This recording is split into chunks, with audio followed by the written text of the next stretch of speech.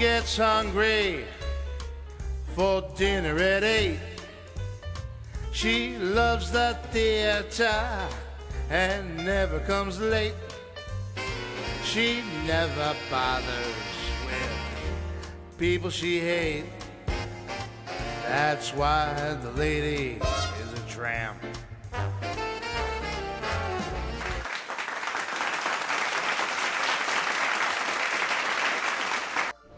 Hey everybody, it's your old pal Double T welcoming you into the Double T podcast, wishing everybody a happy day.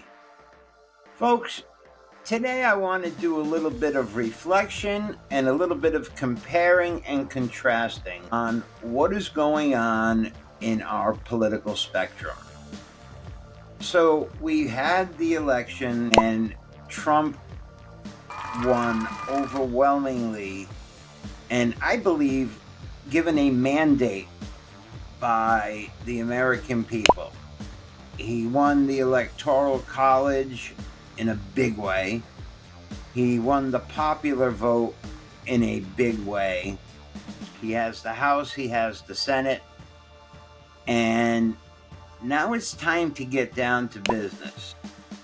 So I've been watching his cabinet picks, and to this point, I've liked all of them.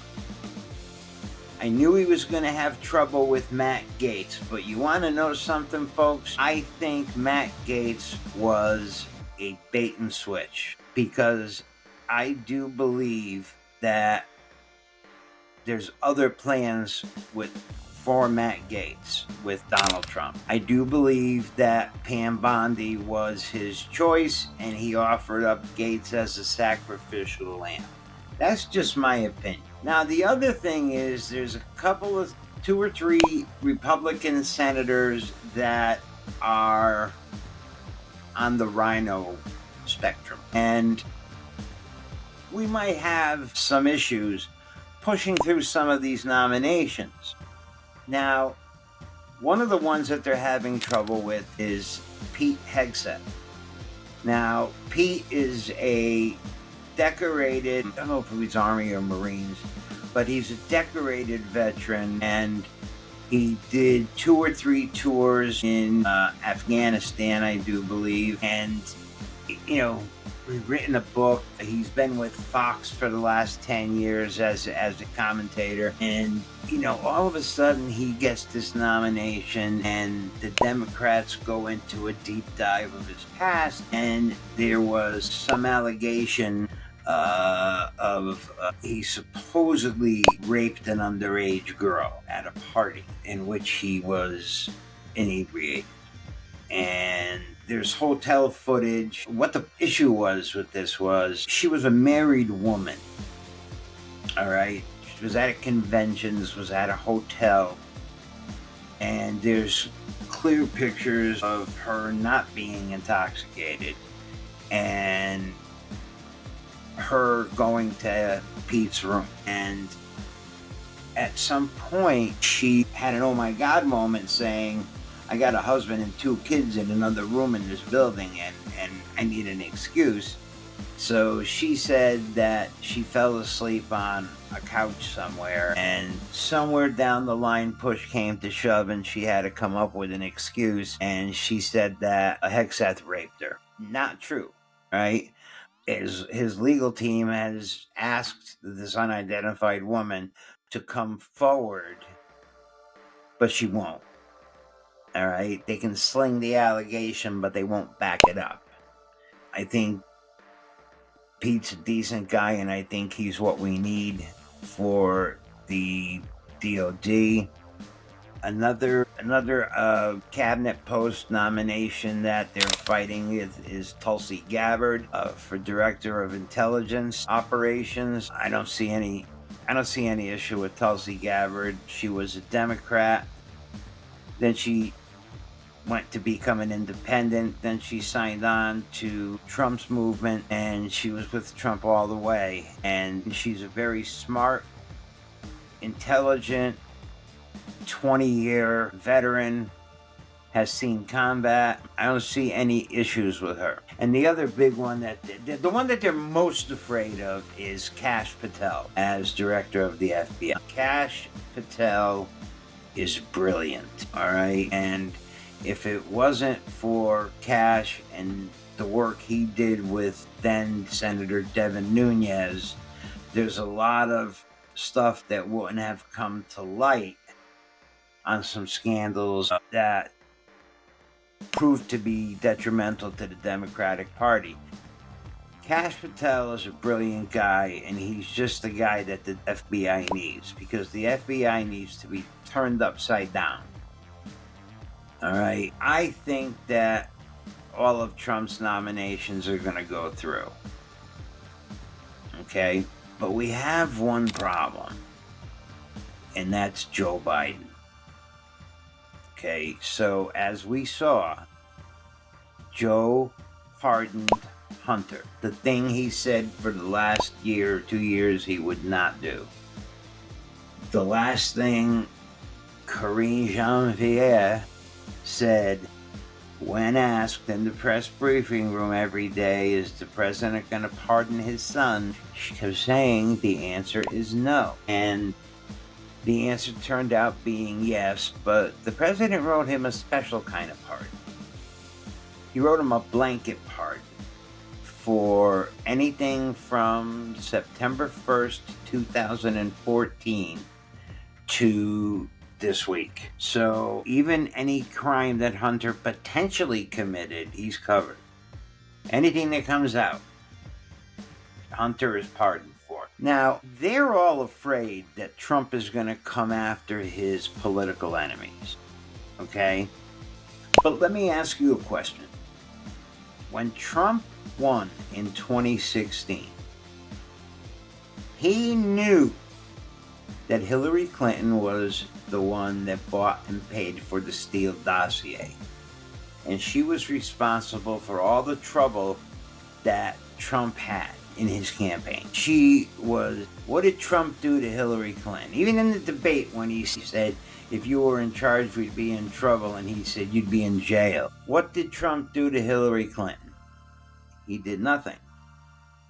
Now, the reason why Trump did nothing, and I heard him in an interview say this, he said it wouldn't look good to put the wife of a former president in prison. It's done, it's over with, she failed, I won anyway. What's the difference? What good is it going to do? So now they're all afraid that Trump's going to come after him. So Biden's looking to start pardoning people that are not under criminal investigation and have not committed any crimes, supposedly. Like Hunter, Biden wants to pardon Fauci. He wants to pardon General Milley. He wants to pardon, I figure he's got to throw a pardon in there for Merrick Garland. He's the first guy I'd go after. Him and Fauci and then Milley are the three guys I'd go after if I was Trump. But who knows? But the other thing is, now the world knows that Trump is back January 20th. But we got 7 weeks till then. The problem that I'm looking at now with the 7 weeks is Biden is doing everything that he possibly can to screw anything up that he can to make it more difficult for Trump. So what did he do right after the election? Those long-range missiles that he gave to Ukraine, he told them that they could not use because they were capable of reaching Russian soil. As soon as they lost the election, he said, go ahead, use them. Now you got North Korea sending troops to help Russia, and you got Biden telling Zelensky to go ahead, use the missiles. It's heading for World War III. Now, the Middle East is on a 60-day ceasefire. that has settled down, and I do believe Trump will negotiate a peace treaty there. I know that world leaders have all called Trump to, congratulate him on his victory, and, I hope we can work good together again and so forth, but I don't know if he's talked to Kim Jong-un yet. I don't know if he's talked to President Xi yet from China. I know he's talked to Zelensky. I don't know about Putin, but he has to figure out a way to negotiate an end to this war. And as he has said very clearly, in order to end this war, both sides are going to have to make concessions. Neither side is going to be happy. Russia's going to get some land.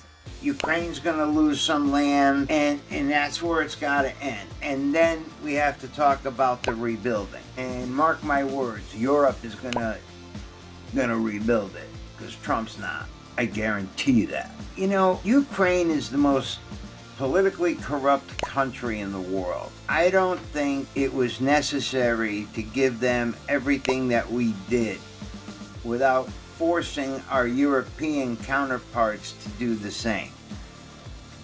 But see, that's the problem with Biden. He's weak. He's weak on foreign policy. He doesn't know how to handle these people. He thinks he's a genius.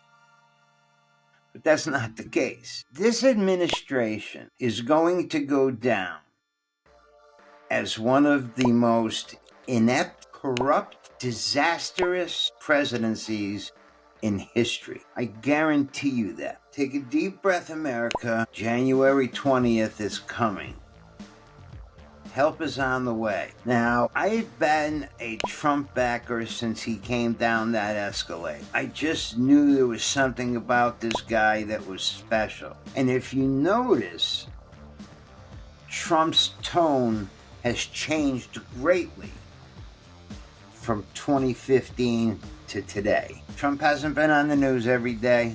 He hasn't been talking to the press every day. He's been down and dirty. My favorite of everything is the Department of Government Efficiency, headed by Elon Musk and Vivek Ramaswamy. And their goal for the first year is to cut $2 trillion from the budget. Wasteful spending. A lot of people are going to be unhappy, but that's the way it's got to go. They have got to get the whole spectrum in line, the whole world in line. Our NATO allies have to pay their fair share, thus reducing our share, because we've been floating the boat for everybody. We have to stop wasteful spending. Now, if you look, Biden just signed an agreement with the IRS that 47,000 of them can work from home for the next 5 years. That's bullshit. That's not how you clean a department up. And that's why I'm saying Biden's trying to put handcuffs on everything that Trump does, or that he wants to do. So my guess is there's a lot of things that are going to go up to the Supreme Court and are going to be reversed. Just my guess. But we'll see how it goes. I want to touch base just on a couple of stories. One that we covered and two that are currently going on. Down in Kentucky, where Sheriff Mickey Steins killed Judge Kevin Mullins in his chambers last week. I don't know if anybody caught this story. When the story first broke, all you saw was there was video camera, no audio, but a video camera in the judge's chambers, and it was on, and what they did was they showed everybody the shooting. They showed the sheriff with his gun drawn, shooting the sheriff cowering behind his desk for protection, and then the sheriff going around and putting two more in him and then walking out the door. And then the officers that were outside, the sheriff surrendered his gun, said what he did inside, and said, just treat me fairly. Now, as this story has been developing, first we heard that there was a deputy that got fired that's in the middle of a lawsuit that worked for Mickey Stein that was letting girls that couldn't pay for their ankle monitor. You got to pay for ankle monitors and those things that you blow into for your car if you had a DUI. You have to pay for those. And a lot of these girls couldn't afford the ankle monitors and this and that and the other thing. And this deputy sheriff made a little arrangement with these girls and said, okay, well, if you do this for me, I'll take care of that for you. And he was doing it in the judge's chambers. So I don't know if anybody ever reviewed tapes of this office, unless they needed there. They had to.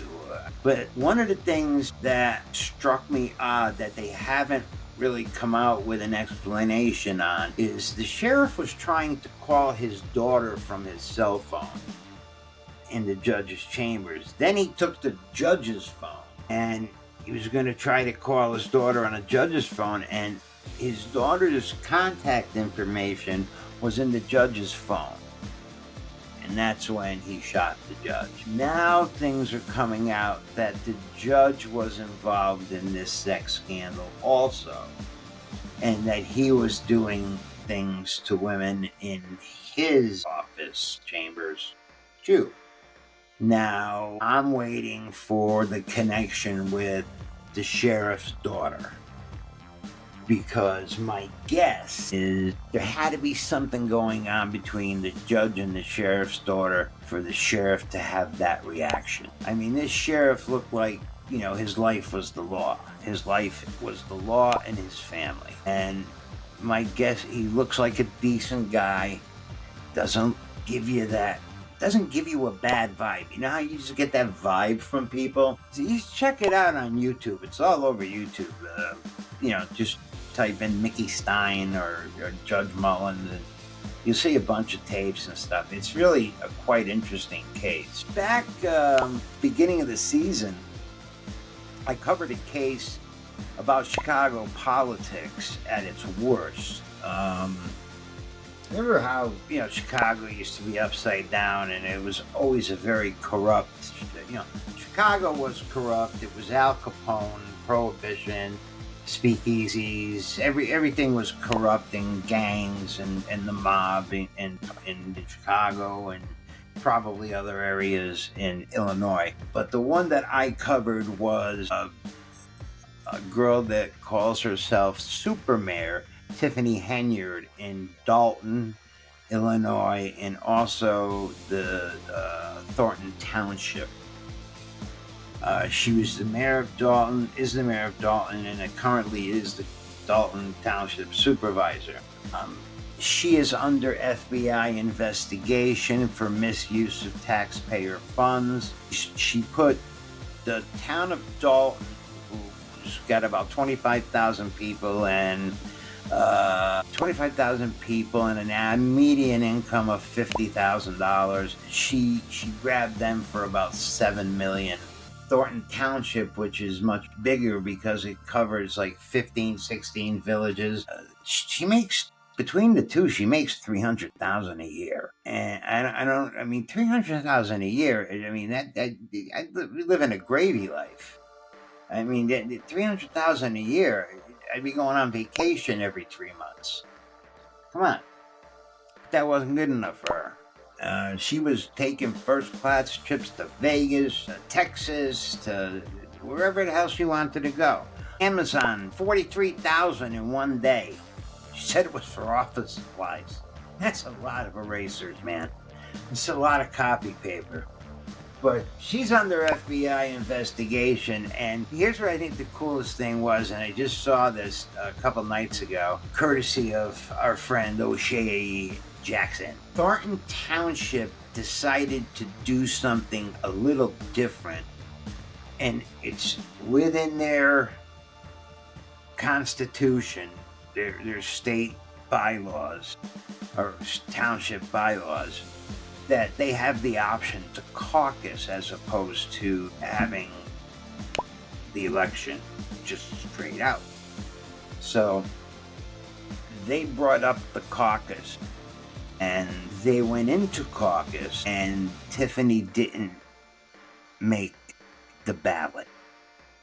And the reason why was because you have to have all your positions filled of who your treasurer is going to be, who everybody's going to be. And she had one person missing, and now she's in an uproar, and things are really starting to fall apart because she's going to be replaced as the mayor of Dalton too, because Jason Newhouse, I believe, he's going to end up becoming the mayor of Dalton. So that's a pretty good story to watch also. And the other story that's big right now is the killing of the CEO of United Healthcare, Brian Thompson, on Wednesday in New York City as he was walking into a hotel at like 6:47 a.m. in the morning. Some guy just came out, was behind him, and put 3 shots into him, and then ran off, hopped on a bike, and took off into Central Park. Police have put together, this is a national manhunt right now, okay? United Healthcare is the largest health insurance company in the world, and Brian Thompson, for everything that I've heard, was a very good, decent guy, and he was there to speak, and this guy put three slugs into him from a very old gun that you really have to know guns in order to use this gun. And he wrote on the shells, and I forget what he wrote, but it had something to do with the way insurance companies deny claims. And trying to figure out the angle as if, like, did somebody close to him get denied a claim and die? Why did this guy come? He came all the way from Atlanta to New York. He stayed at a hostel, which is a hotel for young students or whatever. He was in New York for 10 days. And the only reason that they have a picture of his face is because he wore a face mask all the time. The only reason why they got a picture of his face, he was in Starbucks. And the girl at the counter looked at him and said, "You're so cute, you should take off that mask." And he did. So they got a picture of his face. Not quite good enough for facial rec, but good enough for identification. So the police believe he jumped on an electric bike. They found his backpack in Central Park. They do believe that he took a taxi cab to the Port Authority and jumped on a bus. Several different destinations they're looking at. It is a national man for family of poor Brian Thompson. You know, their husband is no longer with us because of some idiot with a gun. You know, today is December 7th, and it's Pearl Harbor Day, and it's also a 2-year anniversary of the day that I lost my hero, my dad. Lost him 2 years ago, and just want to say to my dad up in heaven, I love you, Chandani. Folks, life is so valuable, and it's granted to no one. So when you have an opportunity to stop and smell the roses, please do it. And don't say you're too busy. Make an opportunity. The roses smell great. And if you have an opportunity to do a random act of kindness for someone, please take that opportunity. Any random act of kindness you do for anybody makes this world a much better place to live. Until we meet again, this is your old pal, Double T, saying, ciao, ciao.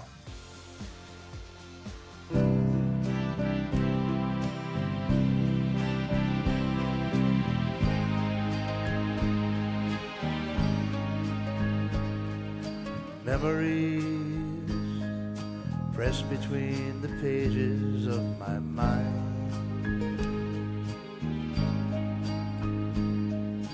Memories sweeten through the ages just like wine.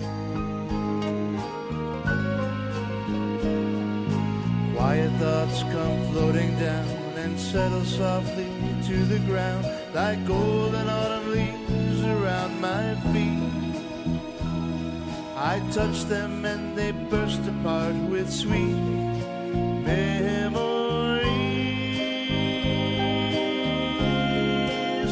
sweet memories of holding hands and red bouquets and twilights trimmed in purple haze, laughing eyes and simple ways, quiet nights and gentle days.